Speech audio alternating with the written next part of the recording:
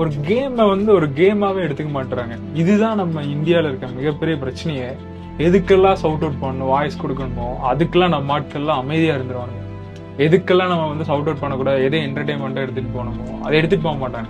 Game is emotion, புரியுது. ஒரு particular லெவலுக்கு மேல நம்ம ஸ்டாப் பண்ணிடணும். அதை வந்து அப்படியே ஃபுல்லா மைண்ட்ல ஃபுல்லா பண்ணிக்கவே கூடாது. இந்த மாதிரியான தற்குரிய மாதிரியான ஆட்கள் தான் வந்து நிறைய பேர் இருக்கிறானுங்க. என்டர்டைன்மெண்ட்டா எடுத்துக்கோங்கடா. நீங்க வெளியே வந்து ஃபன்னா பேசுங்க, எல்லாமே பண்ணுங்க. நிறைய பேர் அப்படிலாம் பண்ணி ட்ரெண்ட் எல்லாம் ஆயிருக்கானுங்க, எல்லாமே பண்றாங்க, ஓகேவா. ஆனா இந்த மாதிரி ஃபைட் பண்றது, இப்ப சிஎஸ்கே சேப்பாக்கில் ஜெயிச்ச கோலியும் வீட்டுக்கு போய் தூங்கி இருப்பாரு, சிஎஸ்கே டோனியும் எல்லாருமே போய் வீட்டுக்கு போய் தூங்கி இருப்பாங்க. அவங்க 2 பேரும் அடிச்சுக்கல. ஜஸ்ட் கேமா பாருங்க.